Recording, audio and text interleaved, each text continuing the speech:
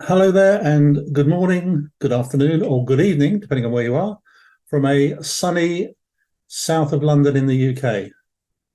Welcome to this practical CSM session on customer success, leadership skills. And this one we will be looking at, here we go, effective reporting. The power of a well-constructed presentation. And we'll be looking at it from a couple of points of view, one of them fairly obvious, or a couple of them fairly obvious, one perhaps not quite so obvious, but I hope that you find it all interesting, informative, and hopefully gives you a new insight onto what's achievable with an effective report. In the chat panel, I've posted a URL, and I think my colleague Gerald has also posted there an evaluation that we would like you to fill out at the end of the day. If you feel so minded, we'd appreciate it if you did. Helps us to get better, shows us where we're going right, shows us where we're going wrong. Hopefully, we can improve in the future. So let's move along. And before I go any further, a message from our sponsor, Practical CSM. As you see, they're offering a discount, 30% discount on all of their online training courses with that code, SKILLS30. It's only available for a short period of time. Really can't recommend it too highly. They've got a range of courses dealing with, obviously, customer success management, but there's some leadership skills in there. There's problem solving, time management, all sorts of things. There's videos, there's interactive quizzes, there's other types of learning. A lot of content, really worth it, and I thoroughly recommend it to you. So just make a note of that. It's practicalcsm.com/shop with the code SKILLS30. Oops, where have we gone wrong? Where's it gone wrong? I'm sorry, I've just lost one of my pages here. I managed to do that.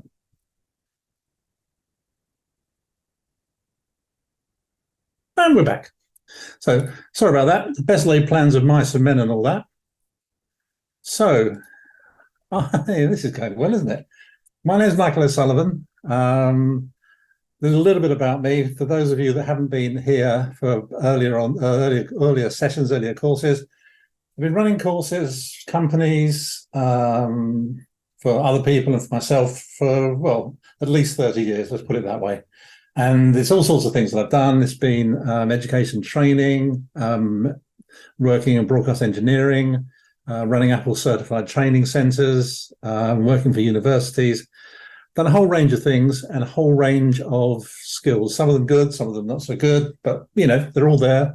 Hopefully I can pass some of the good ones on and keep the bad ones away. One of the things I've done, I run European Union funded projects when we were part of the European Union, the UK. These were for freelancers, for small businesses, to help them get started, move to the next stage, expand their business. I've worked as a consultant to small startups and new stage companies coming out of universities. There's over 100 companies we worked with as a part of the hub for the university, mostly in the creative industries, where we help people to structure their funding applications, whether it's to VCs, to venture capitalists, or to banks, or to other funding institutions, helping them to, helping them to take what they know in their head and turn it into a marketable proposition, something that a more financially orientated person would understand and appreciate and be able to see whether it was worthwhile investing in. Because a lot of these people, a lot of these guys in creative industries, super good at what they do, know the technology, know what they want to do. But when it comes to an idea, sorry, are you now seeing the screen correctly? Can I ask the main screen? No. Okay. Then I apologize for that. Hold on a second. Let me just do it again.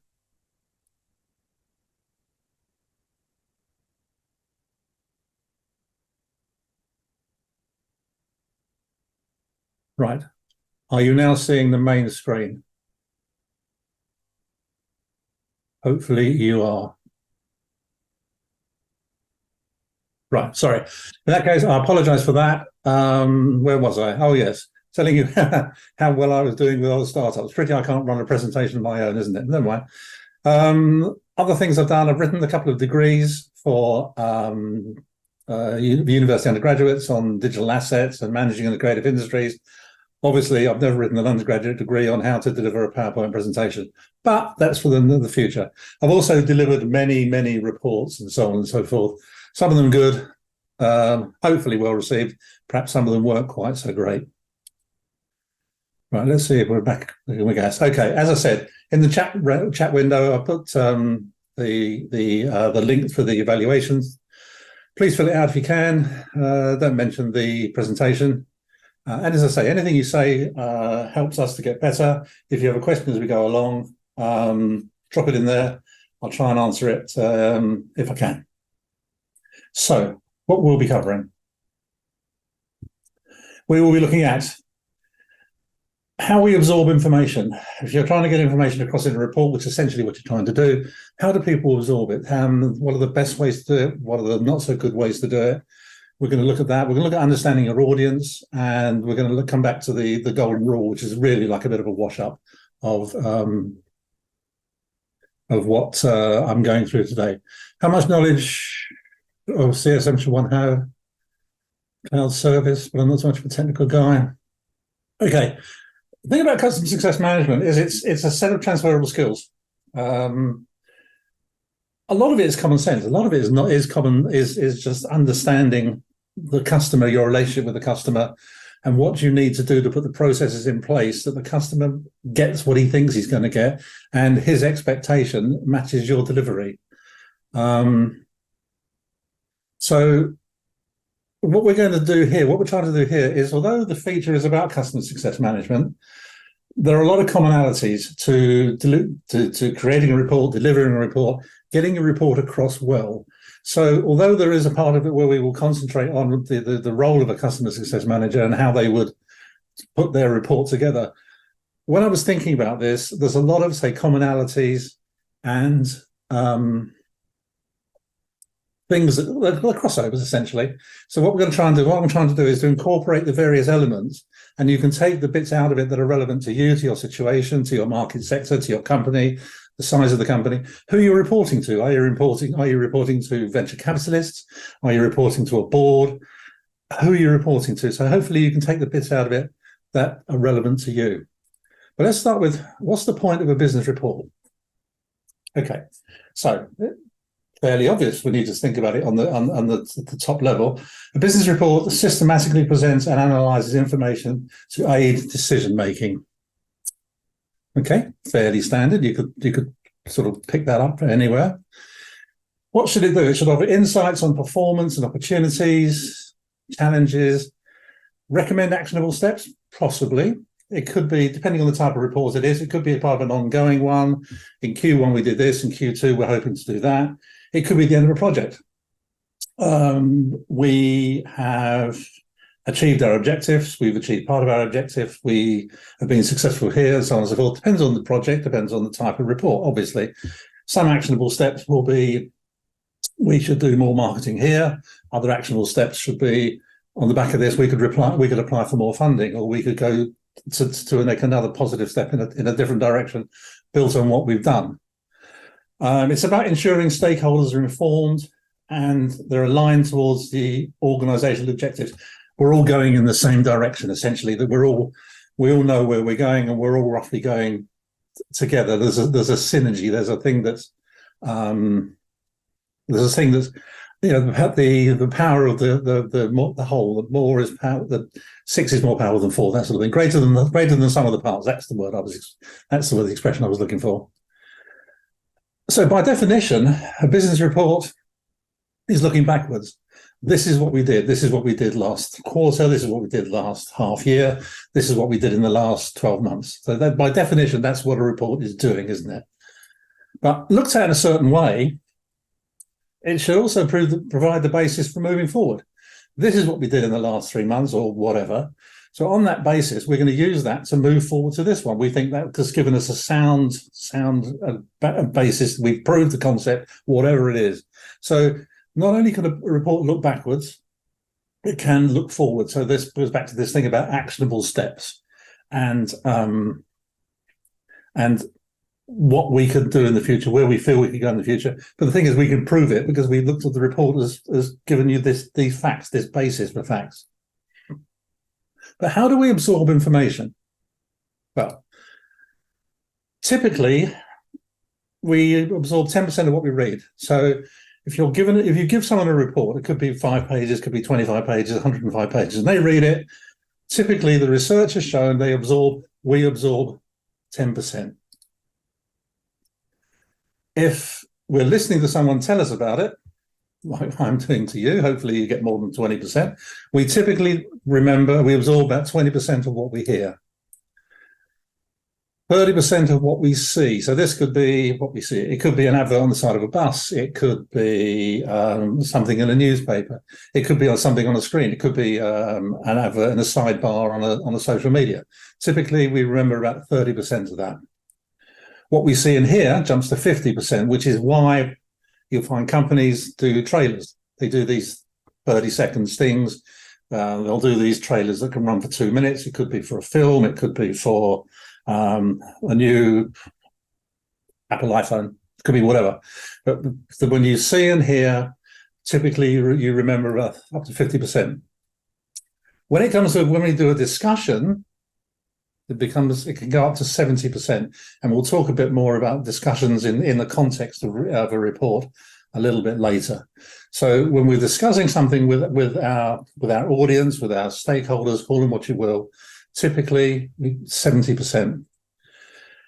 What we experience is 80%, which is why if you go to a sporting event, you go to a concert, it's burned into you.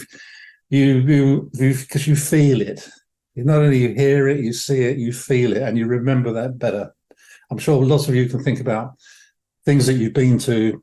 Could be a pop concert, could be a sporting event, could be a classical concert, could be anything like that. And you remember it. You remember it for a long time, and you remember how you feel. But 95% is what we teach others. So in a sense that when you're delivering something to your audience, when you're giving the report, you can say that you're teaching them. That's the most powerful that's the most powerful means of learning, that you remember, that you recall, that you can then go on to deliver it to other people. And that's from some guy, I apologize. This guy, William Glasser, he was a psychologist, who analysed this, how we absorb information, how we deal with information, and the different ways we can do things. So I give you the Times of London, the London Times of 1785. This is their front page. Bit daunting. Do you find that informative? Probably not. And this was the typical page of the London Times. I picked this one from 1785. I could go into around the 1930s, and their front page was still like this. So is it informative? Probably not. Is it welcoming? Almost definitely not. Engaging? Don't think so. And you can't see it, I accept that, but they're all adverts. So on the front page of the Times, adverts. So there's for a new novel, it's for a new play. There's a chap on there that's advertised that he's saying that he's lost something and he wants to be able to find it. So how we absorb information in a more modern way. I'm not saying this is the best, but it's just a sort of an example. Visually appealing? Well, it's more approachable, isn't it? It's more informative because it's giving you information in two different ways. It's giving it to you visually, graphically, and it's giving it to you in text. So you can, however, the best way you want to absorb it. And typically, most people prefer a graphic because it's easier to interpret and it's easier to compare and to contextualize. It's easy to understand because you can see if you look at the the trend in the bar chart, you can see a trend there.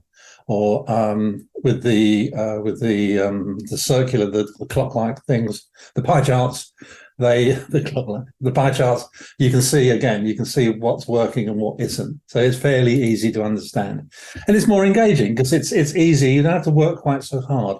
People essentially are lazy. I'm lazy. Most people are lazy. They don't want to have to work too hard. Well, they don't want to have to work any harder than they need to.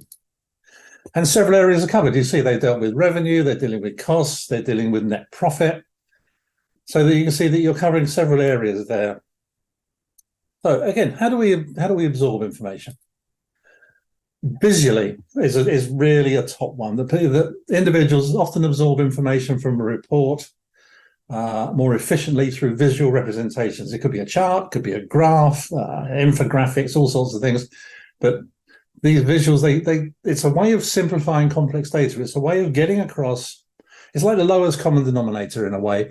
It's the best way to try and get complex data across in a way that is engaging, informative, helps comprehension. And we come back to we talk about how we absorb information.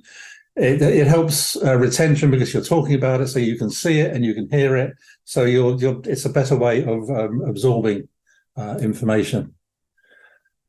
The executive summary, it's always a good point. It's always a good way to put at the beginning of a report, I found, is an executive summary.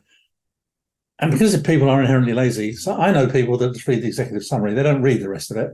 And that's just what they do. They read the executive summary. That'll do for me. Thanks a lot. And off they go.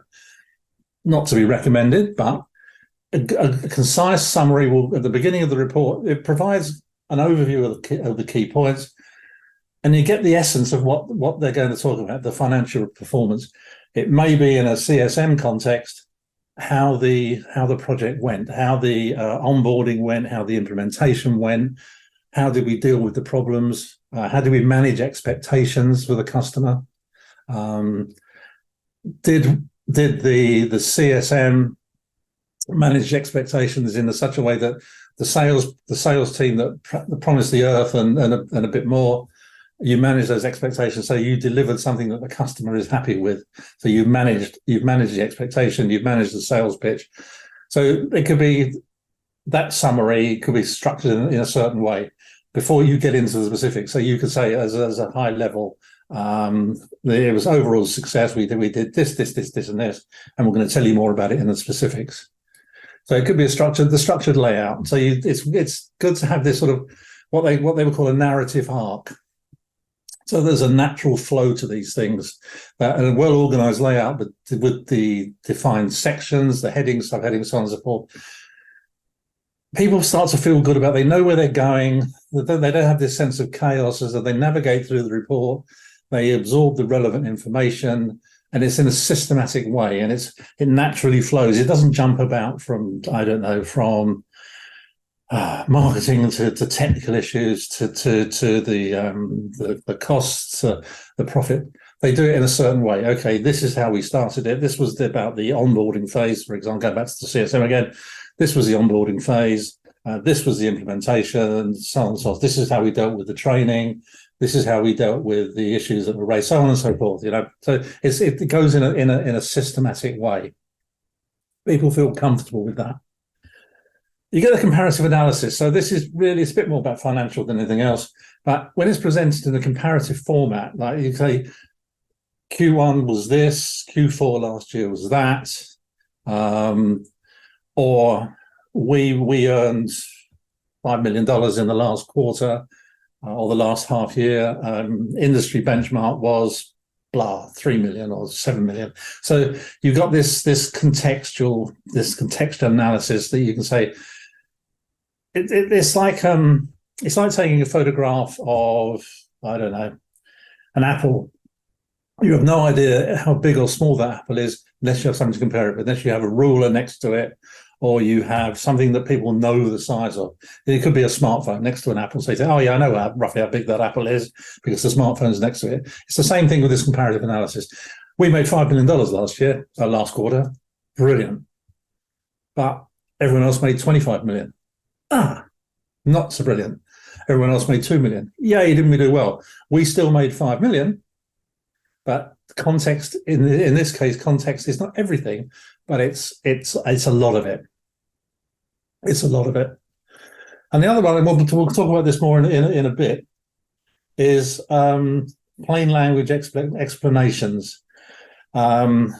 This could be about financial data. It could be technical data.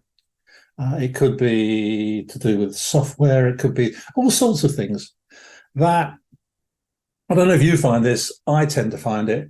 If someone is presenting something to me or talking to me about something and they're using a lot of jargon, for me, two things tend to happen. One is I suspect he doesn't know what he's talking about and he's hiding behind the jargon. And B, I'm getting bored, so I'm stopped listening. So he's wasting his time, which is fine. But more importantly, he's wasting my time. Now, I don't know if you have the same idea. That's what I tend to think, that if someone is hiding behind the jargon, not sure you know what you're talking about here. So minimizing the jargon, using plain language. If you have to use technical terms, explain them and try and explain them in a way that your audience is like to understand. Don't really break it down to so basic that you're insulting their intelligence.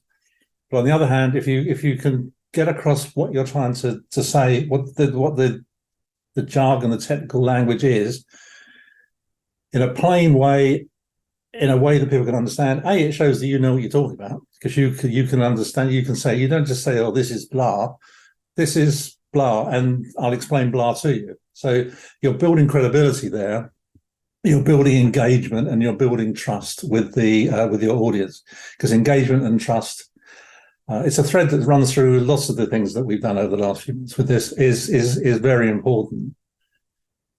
So making it accessible to the broader audience, so clear, straightforward explanations gives better understanding, and it helps to interpret the data. So if you've got we're back to this context thing. If you've got the context, you can then make a more informed decision about what you're being told, and you can contextualize it better. Okay, so if you were the shareholder, sorry about this. It's okay. So Megacorp financial review for Q1 of 2023. Good old Megacorp.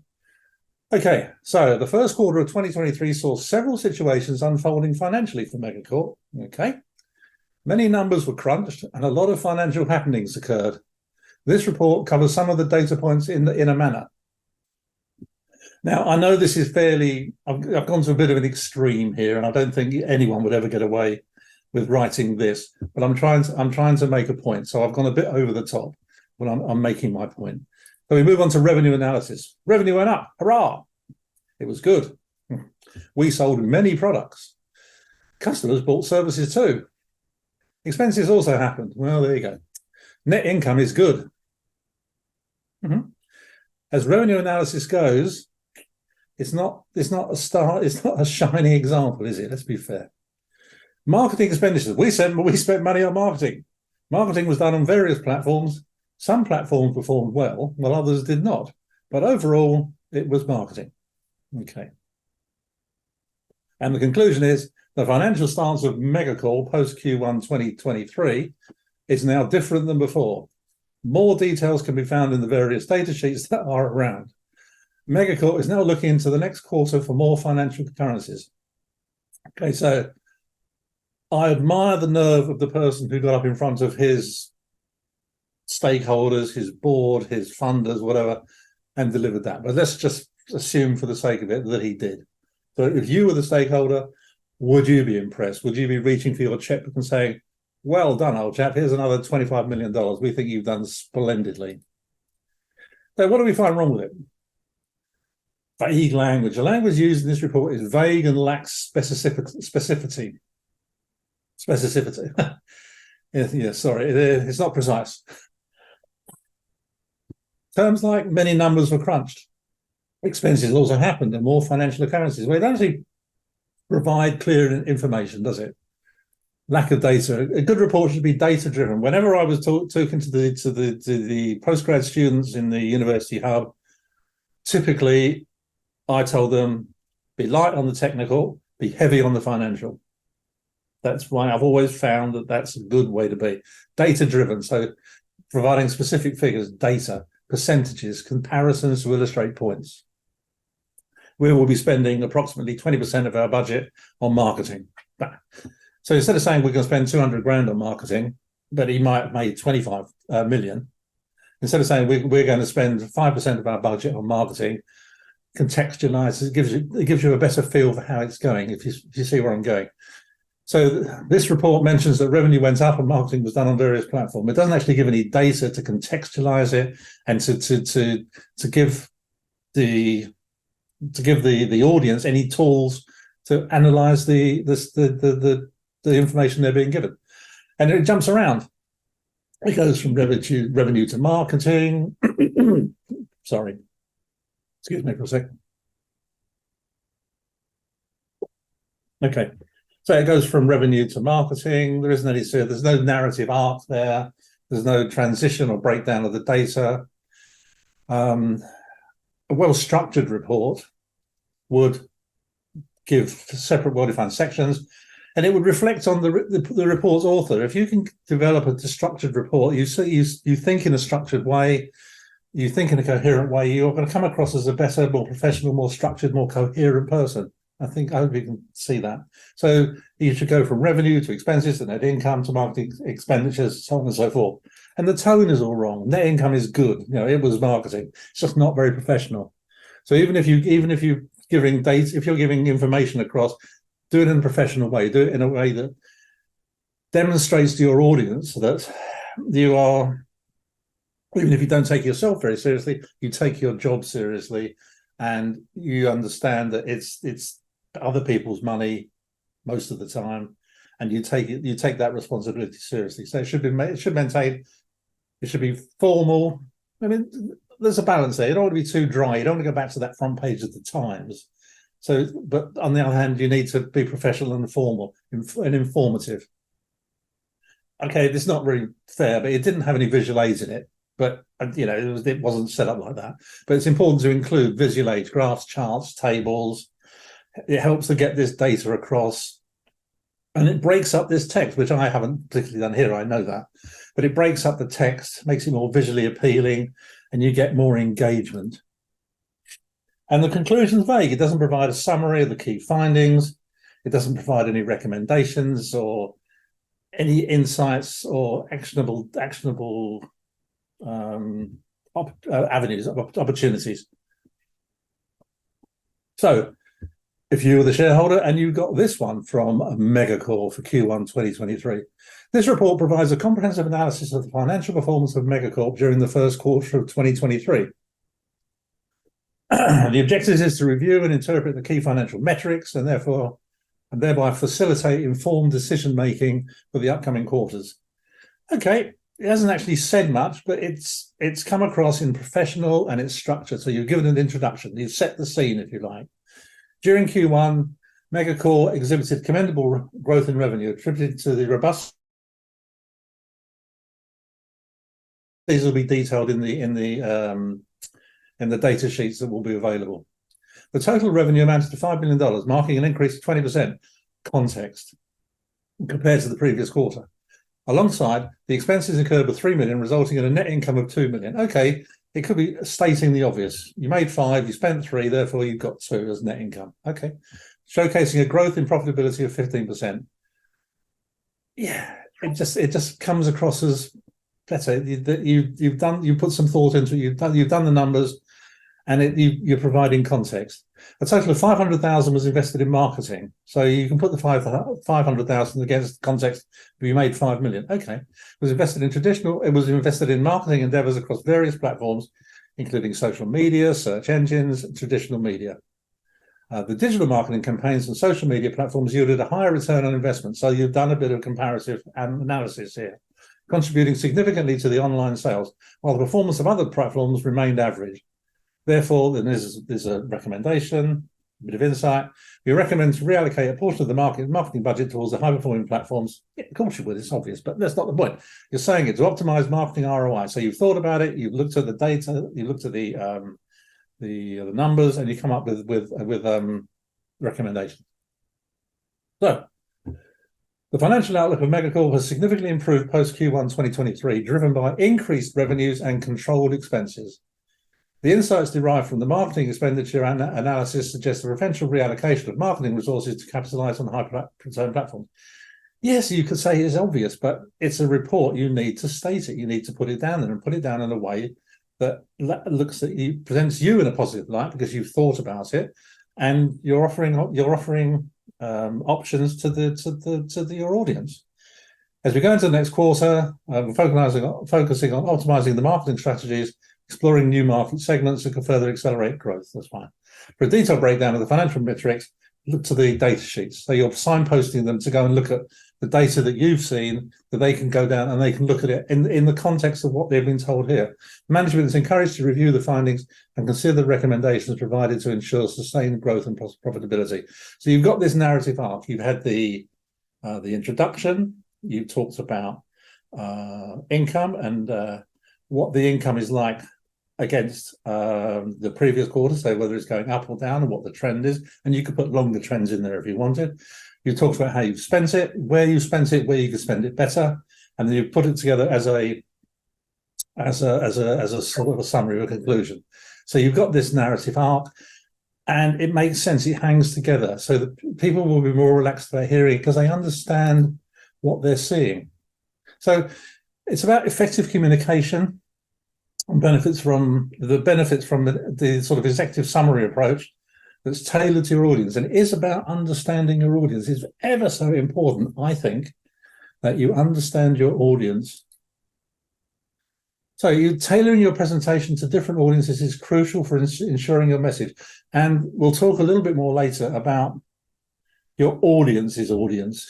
That will make sense hopefully in a short while.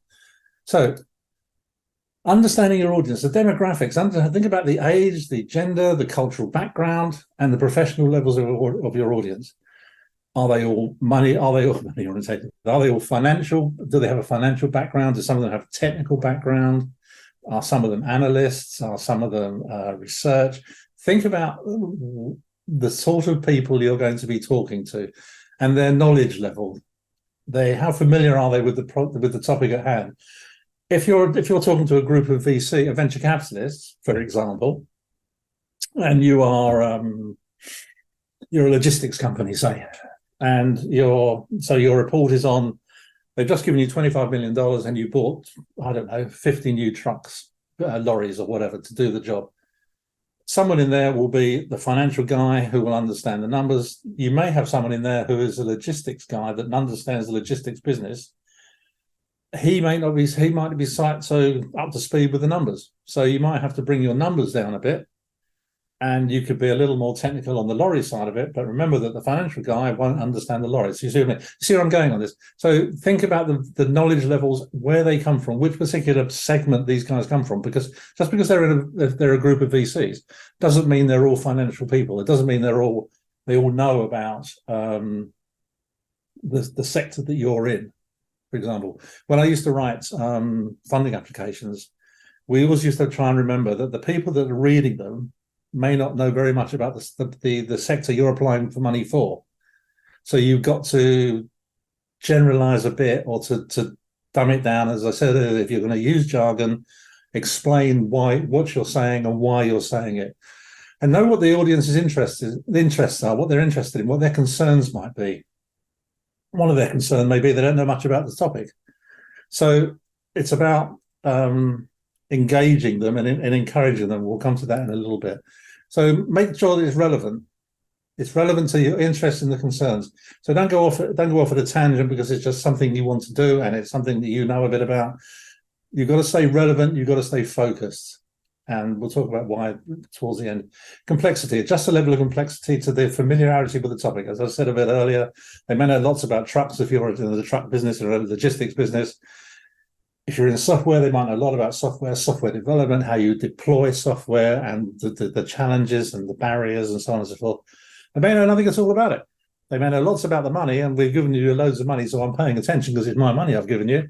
I don't know anything about software. You'll have to explain it to me, but in a way that I can understand. So adjust the level of complexity. And if you're using examples and analogies like me with the Apple and the iPhone, Actually, I've just thought about that because it's an Apple iPhone, isn't it? There's a bit unconscious bonding going on there. I hadn't thought about that. Anyway, so that's saying relevant. I wasn't being relevant there. Examples, analogies. Use the examples and the analogies that resonate with the audience experiences, their background. So the more you know about them, the more you can tailor it, or your example, your analogy, to what they understand. Just to go back to where I was, you can't use a thing about trucks if the people in your audience are finance and software. It may be relevant because it's your market area, but you've got to find a way of moving to a bit of common ground. So you move it across. I don't know, the trucks become software units of products, say. You have to think about being imaginative, being creative, so that you can make it relevant to them. Because it keeps their attention apart from anything else, and you really want to keep their attention. Try and avoid jargon. If you have to use it, explain it. Ask a question. Are you guys familiar with whatever game development, developing the new FIFA football game or whatever? So, are you familiar with the challenges and the roles of doing that and what we need to do? Okay, fine.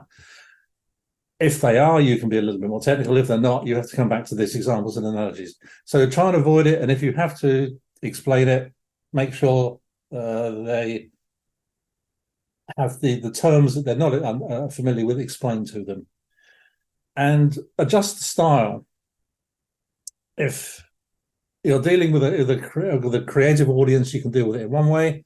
If you're dealing with a bunch of bankers with a B, you've got to do it in a slightly different way because they just have a slightly different approach and they might be more formal.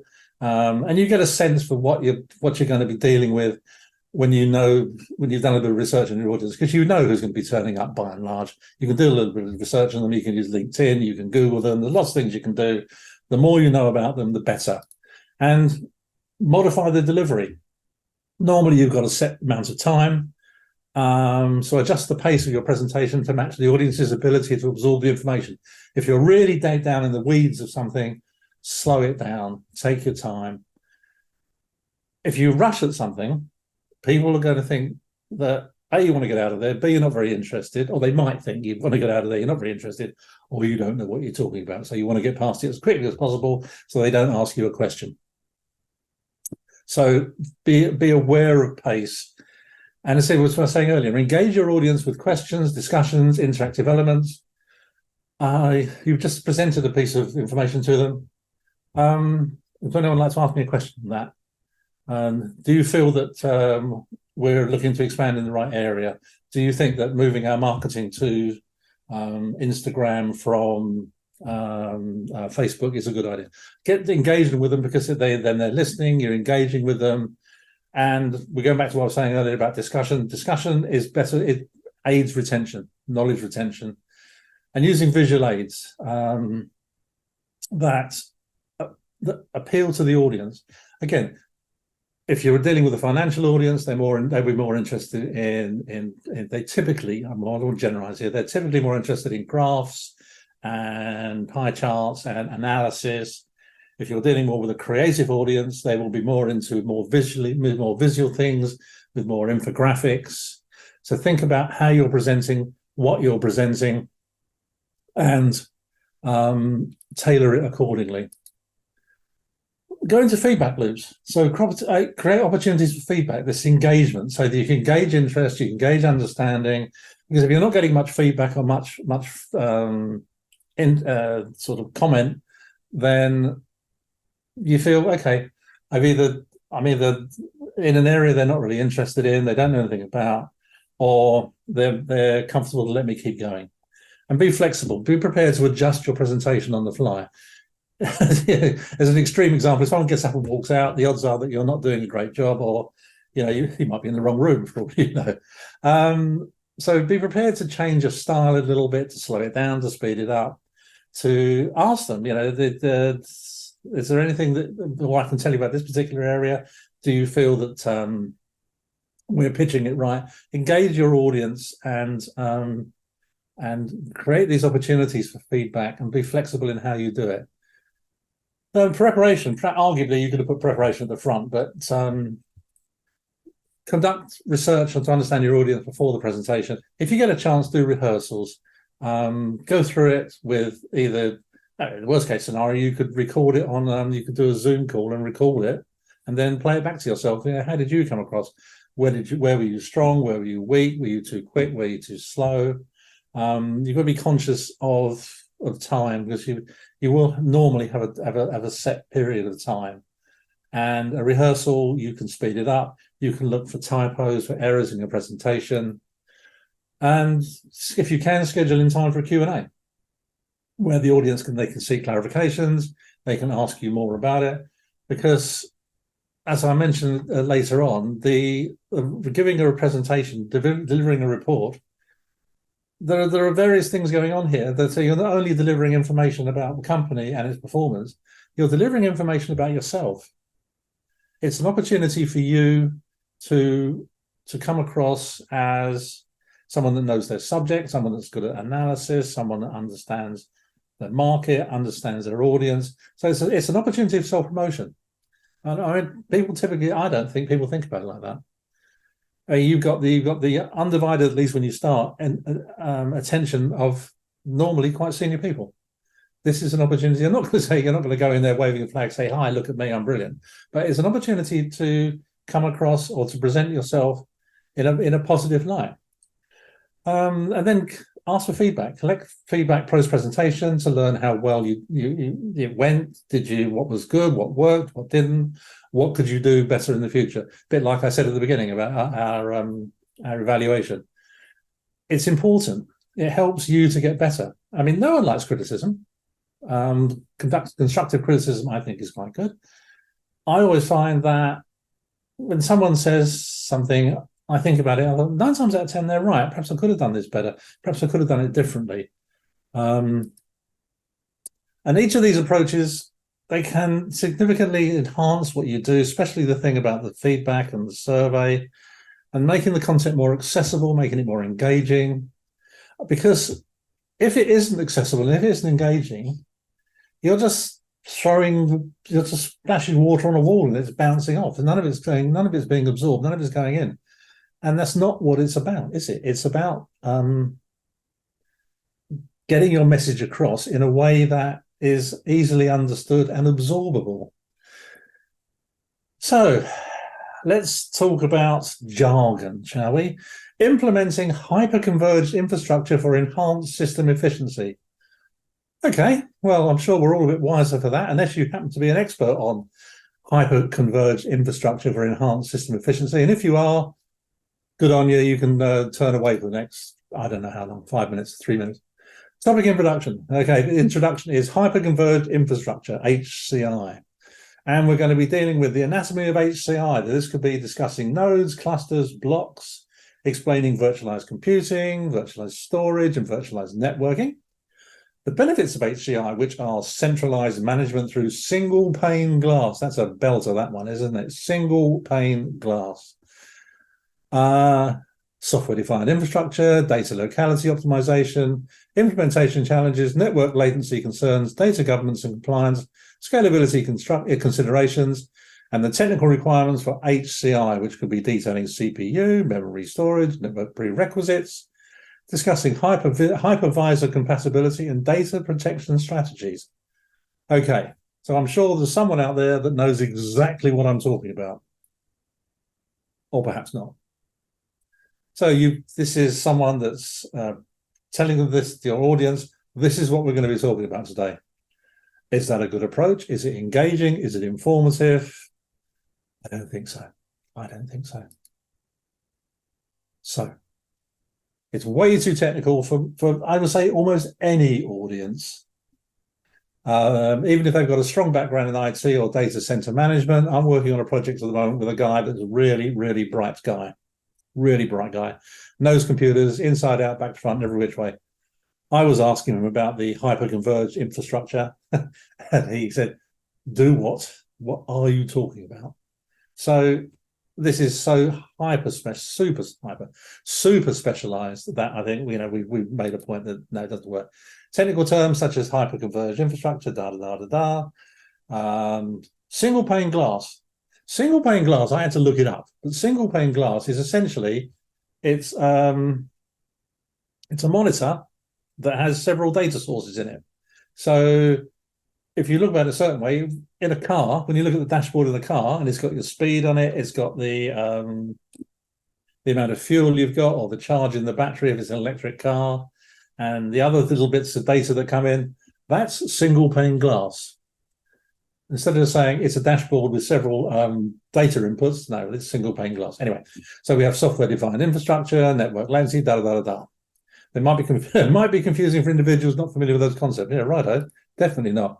So the presentation has dived into specific technical requirements and challenges without providing any context or simplifying the language for a general audience. I mean, it's just a great turn-off. Again, I've gone a bit over the top, but I hope you get my point. So without simplifying the language, providing adequate explanations, or using more accessible examples, the audience might find it hard to follow along and grasp the key messages of the presentation. Well, yeah, you bet. So let's look at it in a slightly more simplified way, shall we? Look at modern system efficiency. Topic introduction: making computers work better together, formerly hyperconverged infrastructure. What does it all mean? Well, think of it as creating a super team of computers that work together efficiently. Breaking down the big words, we're just helping computers to share tasks and store information smartly. Again, I appreciate I've gone from one extreme to the other, and you wouldn't as much as you wouldn't get the first one, you're unlikely to get this one, and this is a bit too dumbed down, but you get my point. You get my point. Why is this good? Easier for us to manage and keep things running smoothly. It's like upgrading to a modern, organized digital workspace from a cluttered old office. It's quick access to information where needed. Okay. What are the challenges? What could be tough? Making sure the information travels fast enough between the computers. Well, that's fair enough. Keeping data safe, following rules. Again, data protection, data security, whichever part of the world you're in. This is getting more and more to the top of agendas. The people want their information protected. Governments are very sensitive to this at the moment. What else? So being able to grow and add more computers to our super team when needed. So there's compatibility, so that things can be plugged together easily. Real world success. So sharing a story of a company that's upgraded its systems well, that didn't have this data crash,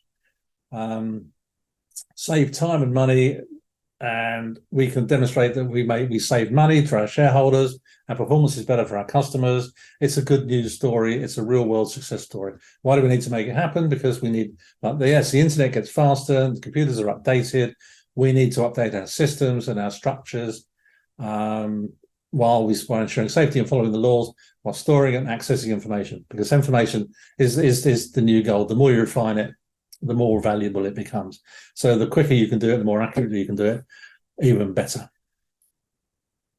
So the revised version, the second version, is we're breaking down the technical jargon into simple, relatable terms for a non-technical audience. And the metaphors and the simplified data, the simplified language help to make the complex IT concepts more digestible for individuals who may not have a background in IT or data center management. And I think even if you've got people there that do know roughly 80-70% of what you're talking about, by breaking it down into more layman's terms, into more common terms, you're understanding. I think you're demonstrating that you understand what you're talking about. You're not just sitting behind this jargon, that you've understood it enough to be able to break it down, to simplify it. And this version, I feel that the second version encourages engagement and questions from your audience, makes the subject more accessible, so more people can get involved in this discussion. And if we recall, 75% of discussion people remember. And it's less intimidating. People were encouraged to come forward and talk about it. And the broader you can make it, and the more relaxed and comfortable people are, the more they'll engage with you, the more they'll ask questions, the more they'll interrogate. And the way that you come up with good propositions or good projects, in my opinion, is interrogation.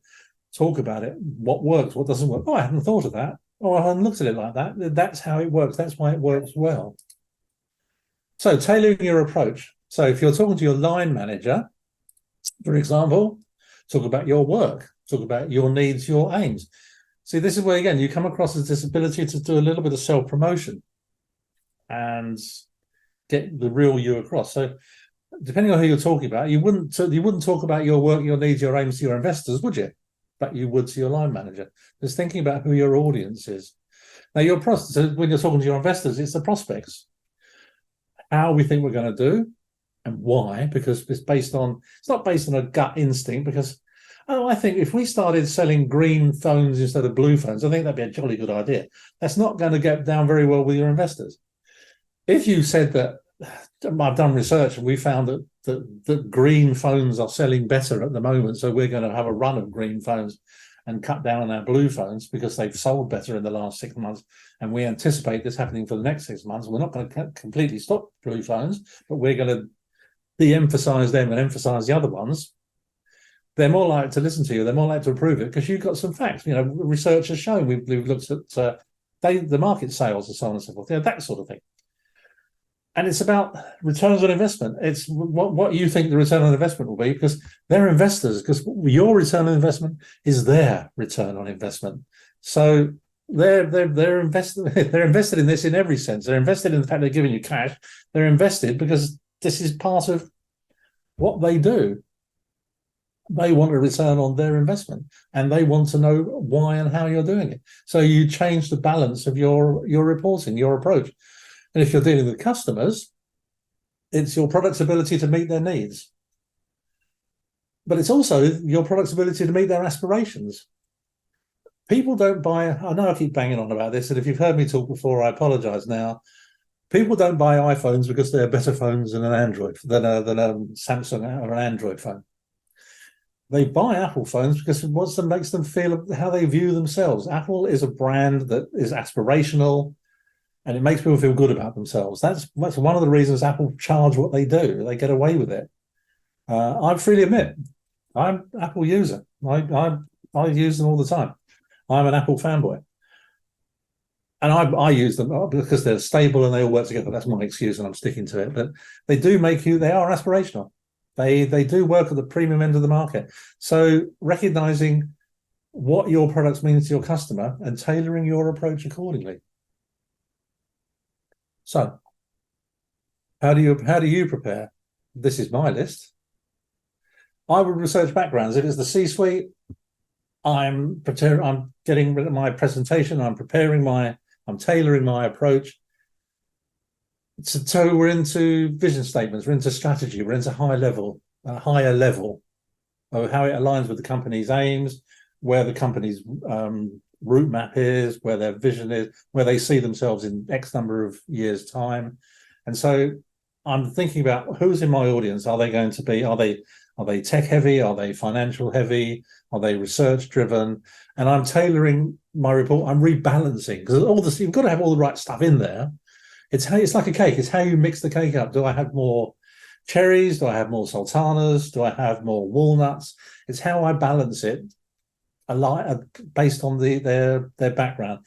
If it's investors, what's their investing strategy? Are they conservative? Are they more risk orientated? And I balance my presentation accordingly. But if you recall, I said earlier about there's an audience and there's an audience behind the audience, if you see what I mean. So is there a secondary audience? Are the people that you're talking to, can they sign off there and then?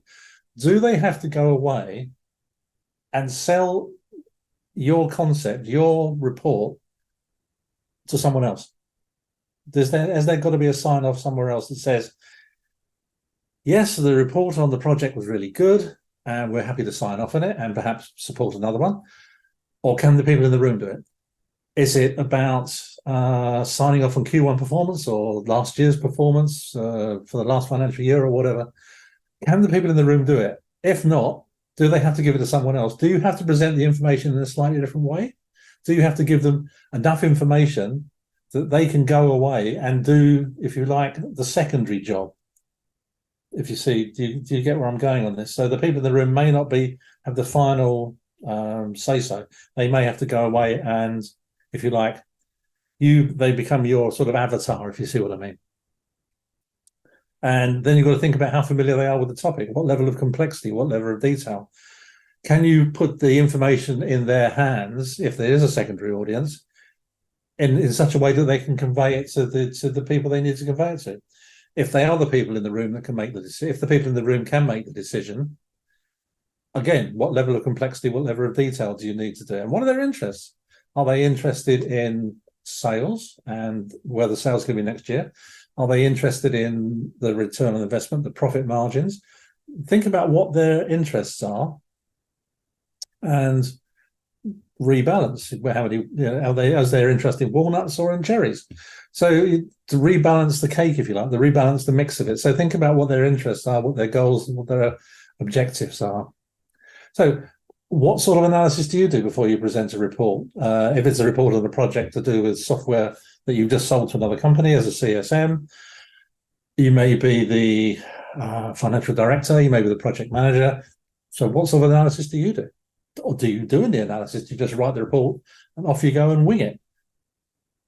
So pulling it together, this is what an effective report to a board or to a group of people, to an audience, especially regarding a technical subject like software integration for a major client, that's a sort of customer success management type thing. It requires precise, clear, and engaging approach. So I know precise and clear may not always be engaging, but you've got to try and balance this thing. So I put together 5 rules to sort of bringing together what we've been talking about. The report can be well received and effective. So we're talking about understanding the audience, knowing the level of technical understanding the board has, and tailoring your explanation accordingly.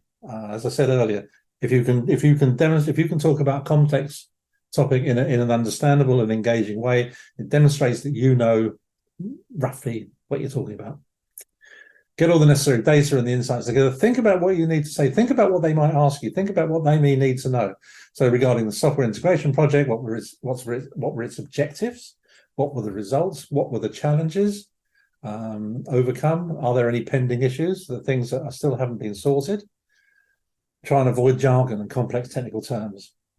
Use clear, simple language to explain the project's success, but don't pretend there haven't been any problems if there haven't been, because the odds are that your audience will know. If they don't know precisely what it is, they'll have heard about it.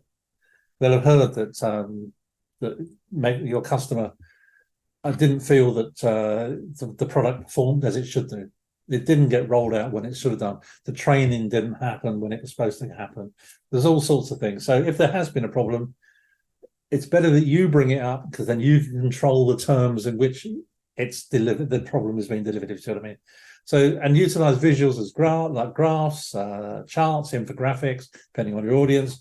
Financial will tend to prefer graphs and charts. More creatives will prefer infographics because they understand these things better generally. To illustrate your key points, make the information as easily digestible as you can. Don't dumb it down too much, because that's just going the other way, because then you insult your audience. Keep it concise and to the point, focusing on the key metrics and the outcomes that demonstrate the project's success and its impact on the client. So what were the rule? What were the dynamics going in? And did you hit those dynamics? Making sure that every piece of information is relevant, so you haven't gone off down this sort of rabbit hole. Be prepared to engage with your audience, with the board, by asking for their insights, their feedback, their concerns. We've spoken about this, because people, if they discussion, they retain information more. They don't come away thinking, oh, what was he talking about? Oh, I can't remember. So they feel that their time has been well spent. I'll offer a Q&A. Again, this helps to make it all interactive. And they can bring up any queries they may have, that's something you may not have dealt with properly, or you may have missed, not through a conscious effort, but just something that you felt you may not have felt was important, that they feel is important. So give them a chance to ask you, so that you can sort of demonstrate your understanding of either the successful management of the project, or understanding of how the figures were put together and what the general trends are, and so on and so forth. And offer a clear method to the board to follow up. So that you say, look, I'm available on this, drop me an email, so on and so forth. Is there anything else you need? It's just common sense. It's common sense. You're making yourself available. You're not trying to get away as quickly as you can. And they've got your contact details. You never know when it might come in useful. So hopefully adhering to these rules will help to ensure that your report or your interaction with this audience has been effective, that the success of your software integration project, if you're a CSM, catering to their understanding and their interests, while promoting open discussion, further engagement, and demonstrating that you actually understand, have a deeper understanding of what you're talking about, and then understanding they're parroting a series of words and numbers. And as I say, it probably won't hurt your reputation either. So, what for me is a key takeaway here. First thing is, if you tie a bow around your finger, your hand goes yellow. But apart from that, remember that you're competing for share when you're delivering this sort of thing. It could be a share of time, the time that the people you're delivering it to. It's their attention, so it's their mind share, and it's their wallet share. So you may be asking for more money, you may be asking for continuing budget. So think about it. It's their time, it's their mind, and it's their wallet. So those are the key things to think about for me when you're putting all this together. Those are important to them. They're valuable to your audience. So keep it in mind. So well done. You made it to the end. Appreciate your attendance. Appreciate your time. I hope you found it useful. I hope you found some things in there that you hadn't thought about and you may come in useful later. Please complete the online evaluation. If it's good, great, appreciate it. If it's not, I want to hear, because I want to get better. It's just the nature of the beast. So the URL's there. It's posted in the chat room. Appreciate your time. Thank you very much. Have a good day. Have a good evening. And thanks a lot.